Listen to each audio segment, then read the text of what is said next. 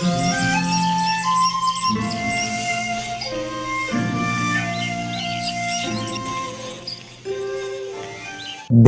అతి పరిశుద్ధమైన నామంలో మీ అందరికీ కూడా శుభాలు ప్రకటిస్తూ ఉన్నాను.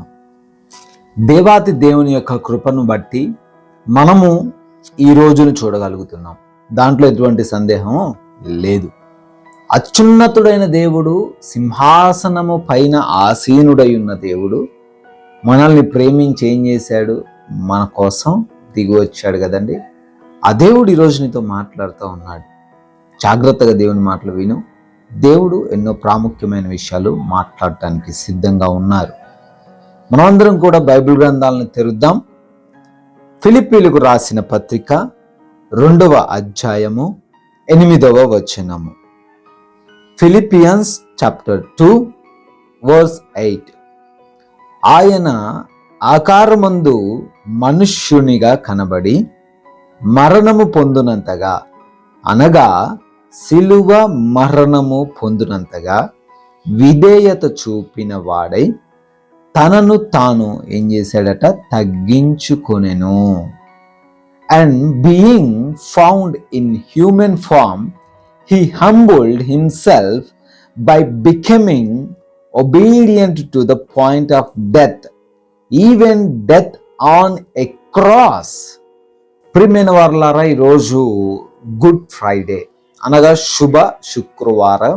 మనమందరం కూడా చర్చెస్కి అటెండ్ అయ్యి దేవుడు యేసుక్రీస్తు వారు మన కొరకు కలువరి శిలువలో బలియాగం అయినటువంటి సందర్భాన్ని జ్ఞాపకం చేసుకుంటున్నాం కదా.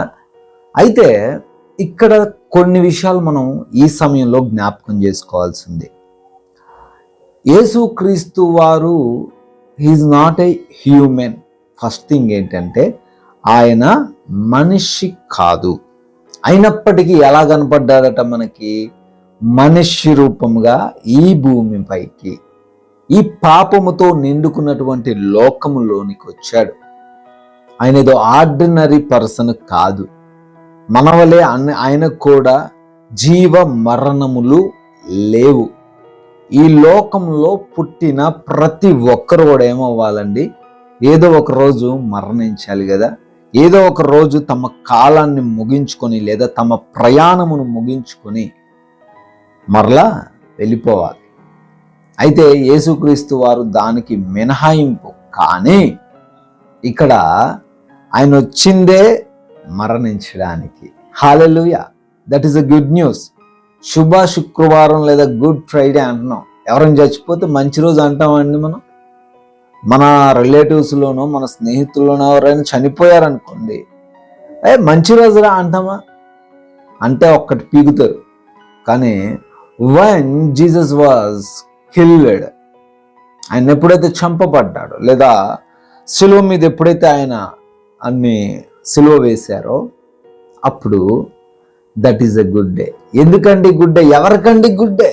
ఎస్, మనకే. ఆయన చనిపోవడం మనకి మంచి రోజు. ఆయన మాను మీద ఏం మోసాడట? మన యొక్క పాపములు మోసెను అని పౌలు భక్తుడు అంటున్నాడు. ఆయన ఒక మనిషిగా కనపడి తనను తాను తగ్గించుకొని విధేయత కలిగి ఉన్నాడు. మరణానికి రెడీగా ఉన్నాడు.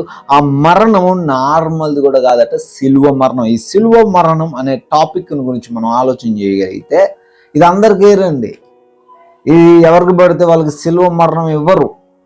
ఎవరో క్రూరమైన వాళ్ళు, భయంకరమైన వాళ్ళకే సిలువ మరణం ఉంటుంది. దేవుడు యేసుక్రీస్తు వారు ఆ మరణానికి పాత్రునిగా ఎంచబడ్డారు. ఆ రోజున ఇశ్రాయేలీలు అనగా కొంతమంది యేసుక్రీస్తు వారికి విరోధముగా ఉన్నటువంటి యూదులు సిలువ వేయండి, సిలువ వేయండి అని ఒకటే అరుపు. దాన్ని బట్టి ఆయనకి సిలువ వేశారు. ఆయన సిలువ ఎందుకు తీసుకున్నారండి? తగ్గించుకొని అనే మాట మనం చూడొచ్చు. ఎందుకు తగ్గించుకోవాలా? మనం ఆయన చేసిన కార్యాలు చదివితే ఇక్కడ జరిగిన కార్యానికి ఏమన్నా పొంతన ఉంటుందా? ఏమైనా సంబంధం ఉంటుందా? చనిపోయిన లాజర్ని ఏం చేశాడు? తిరిగి లేపాడు కదా. ఎంతో మందికి స్వస్థతనిచ్చాడు కదా. అనేకులకు ఆహారం పంచిపెట్టాడు కదా. He did so many miracles. ఎన్నో అద్భుతాలు చేసిన యేసయ్య సిలువేస్తుంటే ఒక్క మాట నాకొద్దు అంటే, ఒక్క మాట మీరందరూ ఇక్కడి నుంచి వెళ్ళి పోండి అంటే, జస్ట్ వర్డ్ ఫ్రమ్ మౌత్, నోటి నుంచి వచ్చిన మాట చేత ఎవరైనా లోబడాల్సిందే. సముద్రము సైతం లోబడ్డదిగా, మరి మనుషులు లోబడరా? ఖచ్చితంగా లోబడతారు. కానీ ఆయన తగ్గించుకున్నాడు. ఎందుకోసం? మన కోసం. ఈరోజు నేను రియలైజ్ అవుతున్నావా? ఎందుకయ్యా యేసుక్రీస్తు వారి కల్వరి శిలువలో ఎక్కాల్సి వచ్చింది అంటే రియలైజ్ అవ్వాలా, దాన్ని ఫీల్ అవ్వాలా. నా కోసమే కదా, నేను ఇంకా పాపంలోనే ఉన్నానా, నేను ఇంకా దోషం చేస్తున్నానా? యేసయ్య నా కోసం మరణించింది నా పాపం కోసమే కదా. ఆయన నీతిమంతుడు కదా, ఆయన యథార్థవంతుడు కదా. తనను తాను తగ్గించుకొని విడిచిపెట్టకూడని భాగ్యం ఎంచకుండా, పరలోకంలో ఆనందంగా ఉండకుండా మన మధ్య సంచరించి కొరడా దెబ్బలు తిన్నాడు, దూషణ మాటలు పలికించుకున్నాడు, ఇష్టానుసారంగా మాట్లాడారు, మొహం మీద కొట్టారు. అయినప్పటికీ ఆయన సహించింది, ఆయన భరించింది నీకోసమే. ఎస్, నీకోసమే ఆయన భరించాడు. You have to remember it. దేవుని యొక్క మాటను, ఈ మాటను జ్ఞాపకం తెచ్చుకో. దేవుడు మనందరి కోసం ఈరోజు కల్వరి శిలువకు ఎక్కాడు. That's why it's a good Friday. అందుకే అది మంచి శుక్రవారం. ఈ శుక్రవారం నేను ఒకవేళ నువ్వు ఇంకా మారుమనసు పొందుకునే స్థితిలో ఉంటే, నువ్వు ఖచ్చితంగా మారుమనసు పొందుకోవాలని, ఇంకా పాపులుగా ఉండగానే ఆయన మరణించాడు కనుక ఆ పాపం నుంచి మనం విడుదల పొందుకోవాలని మనం అందరం కూడా ప్రార్థించుకుందాం. ప్రార్థన. అద్వితీయుడా, స్తోత్రాలు, జీవాధిపతి వందనాలు. అవునయ్యా, ఈ రోజున this is a good Friday, మంచి శుక్రవారం తండ్రి. ఈ రోజున నాయన ఇంకా మా మధ్య మారుమనసు లేని వారు, నామకార్థమైన భక్తి కలిగిన వారు ఉన్నారు నాయన.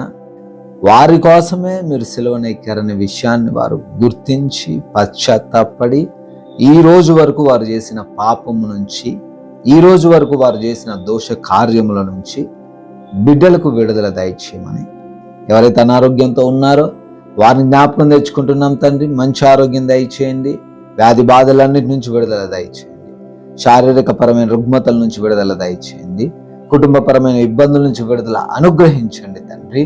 సమాధానాన్ని వారి కుటుంబంలో స్థాపించండి. వారికున్న ఆర్థిక పరమైన అప్పుల నుంచి కూడా యేసు నామములో విడుదల దయచేయండి. దురాత్మ క్రియలను యేసు నామములో లయపరచండి. అయా, ఈ రోజున మా ప్రయాణాలను బట్టి అడుగుతున్నాం, వెళ్తున్న వస్తున్న ప్రతి మార్గంలో మీ యొక్క రక్షణ కవచం మాకు దయచేయండి.